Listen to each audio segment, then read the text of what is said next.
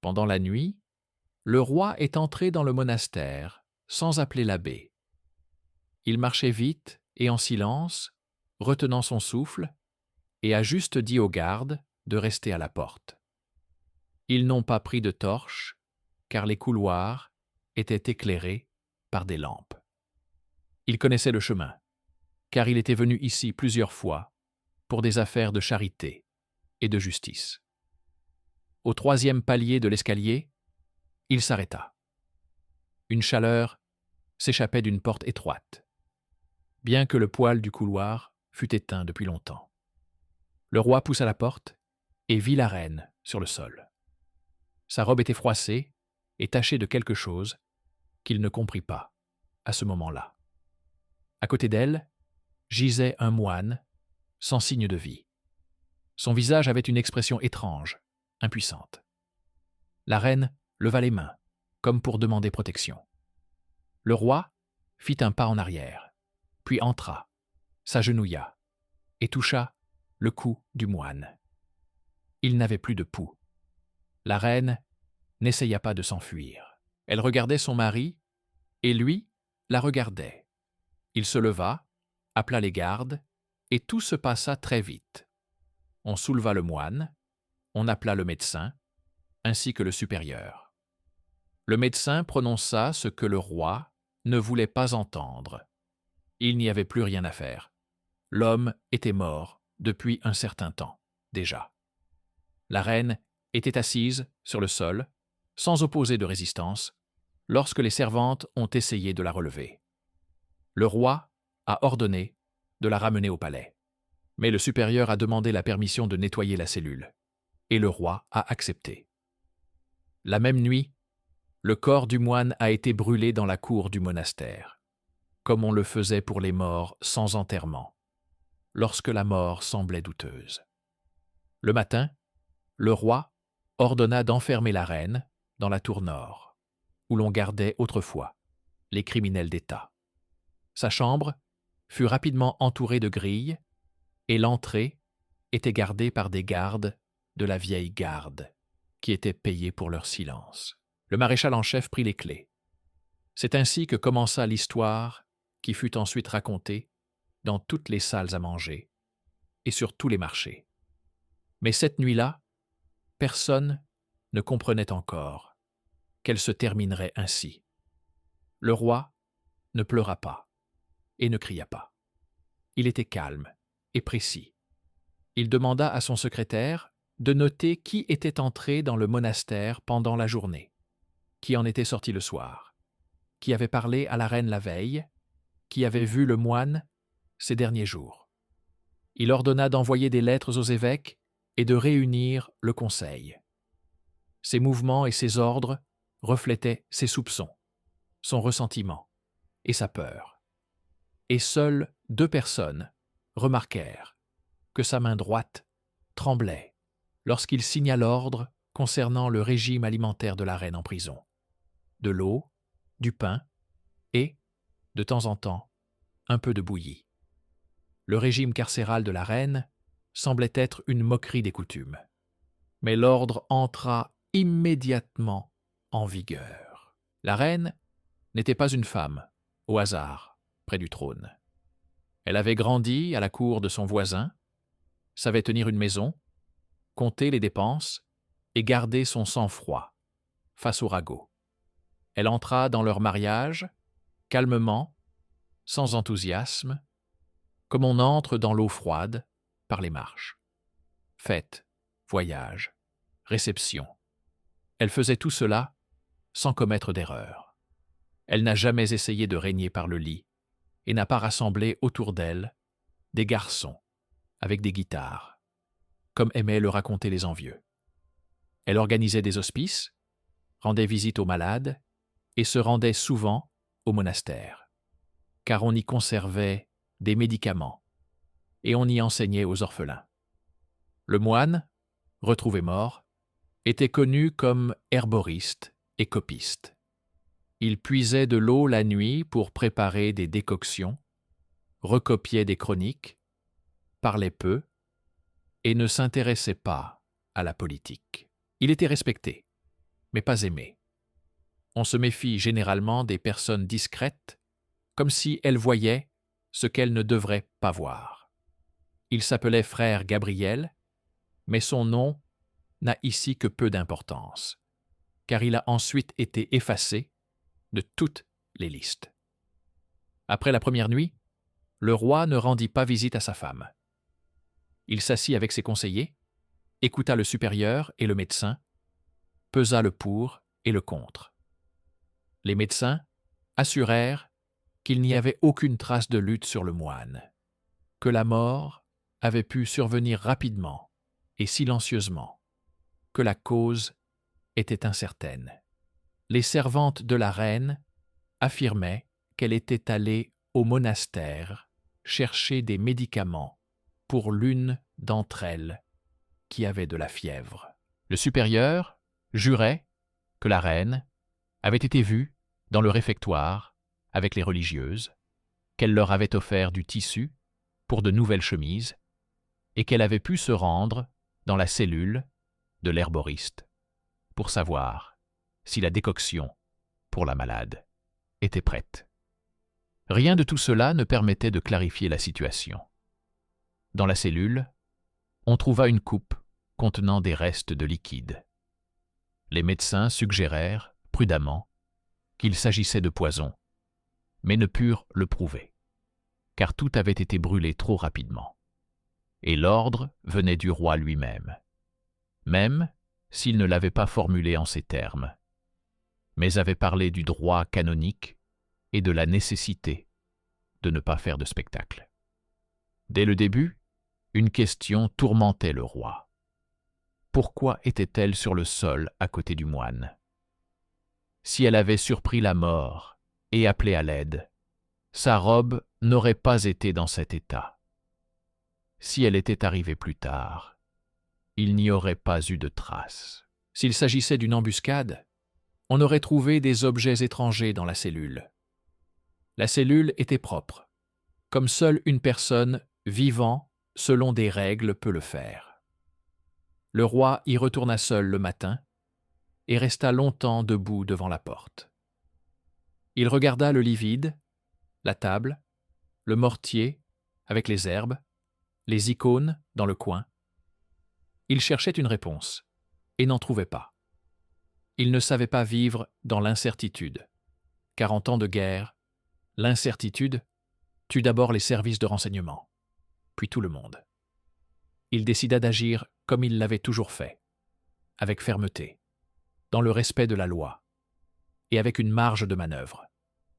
Il annonça que la reine serait emprisonnée jusqu'à ce que la vérité soit établie.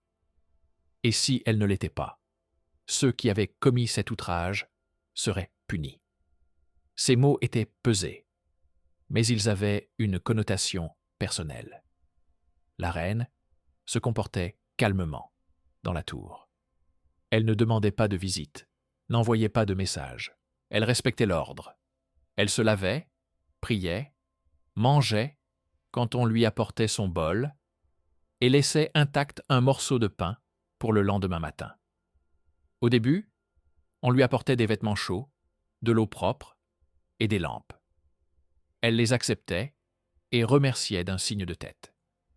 Puis les gardes ont commencé à changer moins souvent l'eau et le linge, car l'ordre concernant le régime était ambigu, et chacun l'interprétait de manière stricte. La servante, qui pleurait devant la porte, a été renvoyée au village. Le supérieur envoya une note demandant la clémence, mais la lettre fut retenue.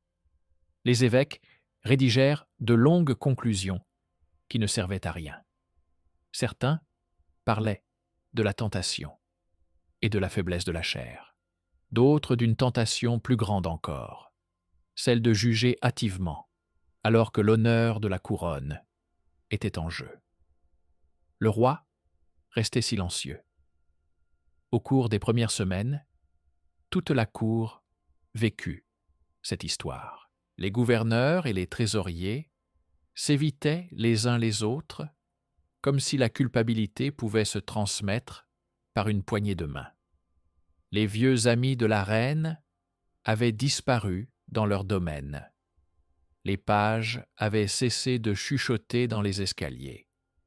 Derrière les portes closes, on calculait qui serait gagnant si elle était reconnue coupable et qui serait perdant s'il s'avérait que tout cela n'était qu'un malentendu. Le prince demanda une audience, mais on la lui refusa, et il partit chasser, bien qu'il n'y eût presque plus de gibier dans ses forêts. Le roi se rendait parfois dans les salles vides, où ils dînaient autrefois tous les deux, et s'arrêtait devant le fauteuil qu'elle aimait. Il ne s'asseyait pas. Il se rendait dans le bureau et demandait des listes. Combien le monastère avait reçu de la cour au cours des 2 dernières années? Combien de frères s'y étaient installés en provenance d'autres monastères? Quels livres avaient été recopiés et qui les avait commandés? Il cherchait le réseau dans lequel le crime pouvait se cacher, et plus il cherchait, plus le réseau se transformait en brouillard. Au bout de 40 jours, le supérieur demanda une nouvelle fois grâce et on lui permit de se rendre à la cour. Il marchait comme marche un homme qui comprend qu'on l'écoute, mais qu'on ne l'entend pas. Il dit que frère Gabriel était malade depuis plusieurs semaines, qu'il s'évanouissait après avoir travaillé toute la nuit, qu'il avait un cœur qui s'arrêtait parfois de battre. Il dit que la reine demandait souvent des décoctions médicinales et de l'argent pour des onguents pour les orphelins malades, qu'elle pouvait entrer dans la cellule pour prendre l'infusion. Il avoua avoir ordonné de brûler le corps pendant la nuit, car il craignait la foule et le déshonneur, et qu'il était désormais prêt à subir son châtiment. Le roi l'écouta et renvoya le supérieur sans prendre de décision. Le même jour, il ordonna de fouiller à nouveau les cellules, et de nouveaux petits objets furent trouvés. Un morceau de tissu, ressemblant au bord de la jupe de la reine, et un fin ruban provenant de ses coffres. Mais ce sont des objets faciles à transporter et à perdre. Les médecins revinrent voir le roi, et cette fois-ci, ils osèrent dire que la cause du décès était probablement naturelle. Mais ils ne pouvaient pas l'affirmer avec certitude, car le corps avait disparu. Dans la tour, la reine maigrissait. Sa peau pâlit, ses yeux s'éteignirent, ses mouvements devinrent économes. Elle ne se plaignait pas. Elle avait cessé de demander plus d'eau. Elle avait cessé de demander des nouvelles par l'intermédiaire de la servante, à qui on avait permis d'entrer en silence 2 fois par jour. Elle semblait s'être repliée sur elle-même et s'être construit un autre refuge, où elle n'avait pas besoin de se justifier ni de discuter. Parfois, elle prenait le mouchoir qui restait du coffret de sa mère et le pliait et le dépliait longuement. Dans les rares moments où les gardes détournaient le regard, elle s'agenouillait et inclinait la tête vers la pierre froide. Ce n'était pas une comédie, c'était sa décision. Vivre chaque jour sans crise. Les médecins proposèrent de lui envoyer un confesseur. Le roi refusa d'abord, craignant qu'elle ne révèle dans sa confession des choses qui ne pourraient être rendues publiques. Puis il finit par accepter. Mais il était trop tard. Entre-temps, les rumeurs se multipliaient. Certains affirmaient que le moine et la reine entretenaient une correspondance secrète. D'autres, que les ennemis du roi traquaient le moine et utilisaient la reine comme couverture. D'autres encore, que le moine était fou et avait pris lui-même du poison, et que la reine avait tenté de l'aider et avait perdu connaissance. Il y avait toujours des gens pour qui chacune de ces explications était avantageuse. Le trésorier y voyait une raison de limiter les dons au monastère. Les gouverneurs y voyaient une raison de chasser les moines superflus et de s'emparer de leurs terres. Les dames de la cour y voyaient une raison de s'occuper des péchés des autres. Le roi écoutait, les lèvres serrées, et s'enfonçait de plus en plus dans la solitude, où chaque décision résonnait comme un écho. Il ne pouvait pas déclarer sa femme innocente, sans preuve, car cela aurait affaibli son pouvoir aux yeux de ceux qui attendaient un signe de faiblesse. Il ne pouvait pas la déclarer coupable, sans aveu ni preuve directe, car cela aurait été contraire à la justice qu'il avait apprise depuis son enfance. Il choisit la voie médiane, mais dans ce genre d'affaires, la voie médiane devient une lente torture pour tout le monde. 3 mois plus tard, la reine tomba malade. Ses mains tremblaient, elle ne pouvait pas rester debout longtemps. Le médecin demanda qu'on lui donne des aliments chauds et du lait. On refusa d'abord. Puis on autorisa un bouillon tous les 2 jours. Au 7e mois, elle cessa de se rendre à la fenêtre. La tour était imprégnée de l'odeur d'une vie enfermée. La servante, qui avait été renvoyée pour une courte période, revint à la cuisine avec le regard vide. Elle ne disait pas ce qu'elle avait vu. Elle ne faisait que tripoter le bord de son tablier et se trompait dans ses comptes. Au bout de 8 mois, la reine cessa de demander de l'eau le soir. Au bout de 9 mois, elle a commencé à laisser son pain intact. C'était le signe qu'elle se dirigeait vers un endroit où la nourriture n'était plus nécessaire. Personne n'osait en parler au roi, car à cette époque, chaque mot pouvait être puni pour ingérence. À la veille du 1er anniversaire de son emprisonnement, le roi monta finalement dans la tour. Il marchait seul. Il s'arrêta devant la porte. Le garde ouvrit et le roi entra. La reine était allongée sur un lit étroit. Elle se tourna vers lui et le regarda comme on regarde quelqu'un avec qui on a autrefois partagé une maison et des projets. Elle ne se leva pas. Le roi s'assit sur un tabouret. Il ne toucha pas sa main. Il voyait qu'il était trop tard. Il voulait dire ce qu'il avait repoussé, mais les mots lui manquaient. Il resta assis 10 minutes, puis se leva et partit. Dans l'escalier, il s'arrêta et appuya son front contre le mur. Ses conseillers l'attendaient en bas. Il ordonna de doubler la garde et d'apporter du lait, même s'il savait déjà que cela ne servirait à rien. Le lendemain, la reine mourut. Sa mort fut consignée dans le registre de la prison en 2 lignes. Le jour, l'heure, la cause, épuisement. Les funérailles se déroulèrent sans pompe. Le cercueil fut transporté pendant la nuit. La cloche sonna brièvement. Il y avait peu de monde dans la rue. Beaucoup avaient peur de montrer leur compassion, car un sentiment auquel le pays n'était plus habitué depuis longtemps était revenu. La peur d'un pouvoir qui ne s'explique pas. Dans le temple, le service se déroulait normalement. Les prêtres lisaient les prières comme il se doit. Le roi se tenait à côté et regardait le cercueil sans cligner des yeux. Après les funérailles, il ne suivit pas le cortège. Il retourna au palais et s'enferma dans son bureau. Il ordonna de ne pas organiser de banquet commémoratif.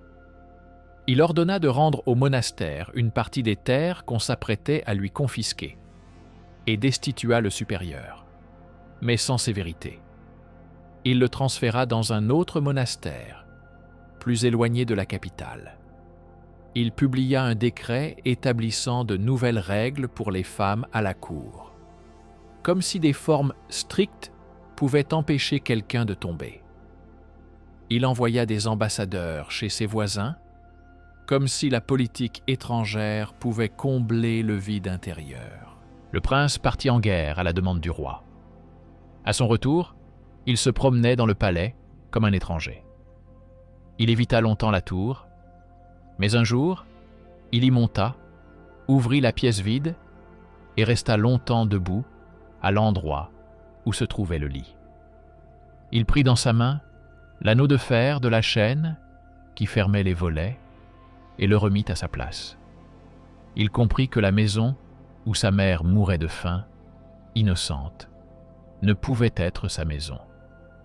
Il commença à passer plus de temps dans les casernes et les écuries. Il restait longtemps silencieux à table.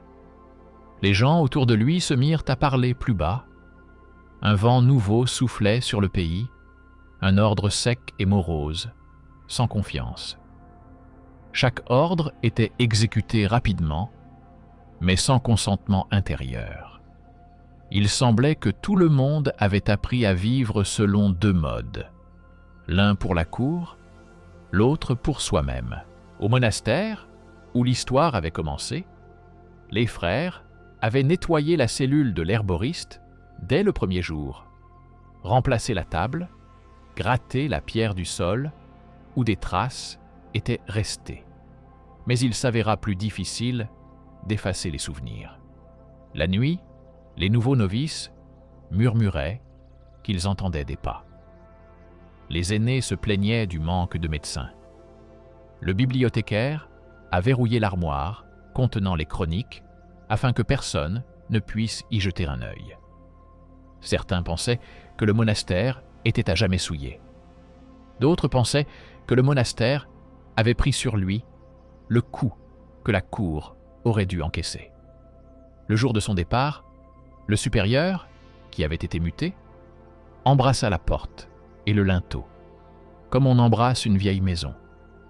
Il partit pour une vallée lointaine, où il n'y avait ni roi ni tour, seulement des gens aux mains et au dos malades, courbés sur la terre. Il pria pour l'âme de frère Gabriel, bien que son nom fût interdit. Des documents provenant des évêques et portant des sceaux arrivèrent au bureau. Il parlait de réconciliation et d'une nouvelle commission qui pourrait réexaminer l'affaire. Le roi les mit de côté, sans les ouvrir.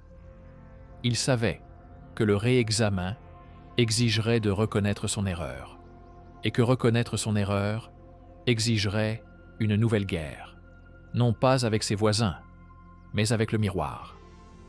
Il n'était pas prêt pour cette guerre.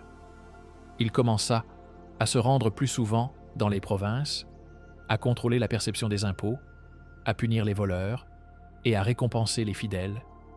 On recommença à exécuter des gens sur la place publique, et les gens réapprirent à ne pas regarder dans les yeux ceux qui se dirigeaient vers l'échafaud.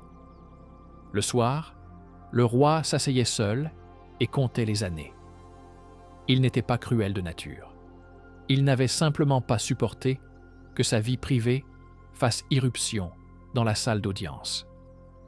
Parfois, la nuit, il rêvait de cette cellule. Il y entrait, comme à l'époque, et voyait sa femme allongée sur le sol. Dans son rêve, il arrivait toujours à s'approcher, avant qu'elle ne lève les bras. Il relevait le moine, qui respirait encore, et appelait le médecin.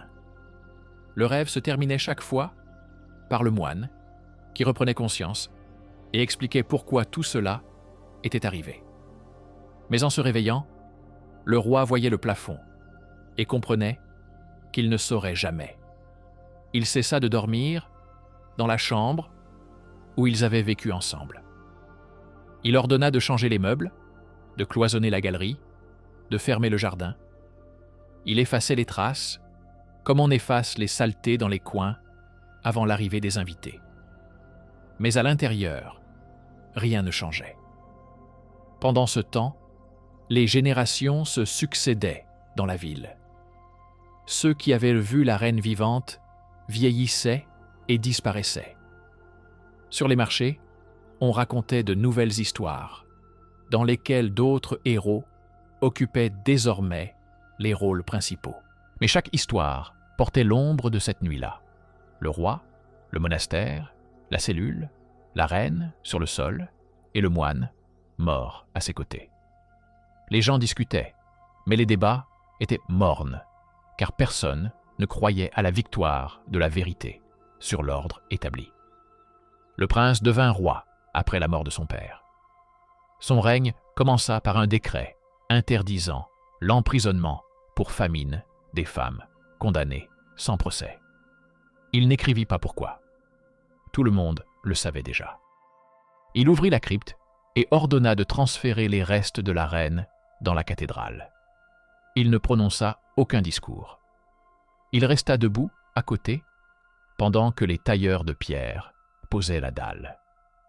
Aucune inscription n'a été gravée sur la dalle, à l'exception du nom et des dates. C'était une tentative silencieuse de lui rendre ce qui lui avait été enlevé, sa place parmi les siens. Plusieurs années plus tard, un vieux moine du même monastère où frère Gabriel était mort a raconté à son disciple, avant de mourir, que l'herboriste se plaignait d'étouffement et de douleur quelques jours avant sa mort. Il disait que la cellule était proche de la cuisine, où l'on fumait la viande, et que la fumée s'infiltrait souvent par les fissures. Il disait que la décoction pour l'orpheline était presque prête, et que la reine aurait pu venir la chercher cette nuit-là. Le moine n'affirmait rien, il se souvenait. Ces paroles ne furent pas consignées dans les livres et ne parvinrent pas au nouveau roi. L'élève laissa tomber la note dans l'eau et ne put la lire. Et pourtant, le souvenir de ces paroles subsista dans le langage oral des frères, comme subsistent les détails fortuits qui ne changent rien, mais expliquent tout. Mais le pays continuait de vivre, et la vie attend rarement que tout soit expliqué. Cette histoire aurait pu se terminer autrement si quelqu'un avait osé s'interposer entre le roi et sa fierté. On aurait pu ralentir les choses, examiner la coupe, trouver un médecin plus audacieux, laisser la femme dire ce qu'elle savait. Mais cela ne s'est pas produit. Tout s'est passé comme dans les maisons où tout le monde a peur de s'opposer à l'ordre établi, même lorsque cet ordre fait du mal. La reine est morte de faim dans la tour, sans jamais rien avouer, soit parce qu'elle n'avait rien à avouer, soit parce que ses aveux n'auraient aidé personne. Le moine fut brûlé, et avec lui, la possibilité d'une réponse précise. Le roi vécut le reste de sa vie dans l'ombre d'une décision qu'il ne pouvait changer. Le prince devint roi et tenta de combler le vide par des décrets. Mais les lois ne guérissent pas les blessures intérieures. Le monastère continua d'exister, recopia des livres, soigna des orphelins et distribua du pain à Pâques. La tour resta debout pendant longtemps, et les jours de brouillard, on aurait dit que quelqu'un était assis au bord du lit et pliait et dépliait un foulard blanc. Mais ce n'était pas un fantôme. C'était le mouvement obstiné d'une mémoire qui ne s'est pas oubliée. Lorsqu'un maître étranger arriva dans la capitale et peignit les murs de la nouvelle chapelle, il interrogea les anciens sur les événements passés. Ils lui ont répondu avec précision, sans détails superflus. Il a acquiescé, en silence, et a peint dans un coin une minuscule silhouette de femme tenant un morceau de pain dans ses mains. Peu de gens ont remarqué ce détail. Personne n'a demandé à ce qu'il soit effacé. C'est ainsi que la mémoire a trouvé sa place dans la pierre, là où les gens n'ont pas eu le courage de la laisser dans les mots. Le reste est resté une feuille déchirée. Le roi, la reine, le moine, la cellule, la nuit, la tour, l'année et la mort, et rien d'autre, sauf le silence, dans lequel chacun a inventé sa propre vérité et a vécu avec jusqu'à la fin.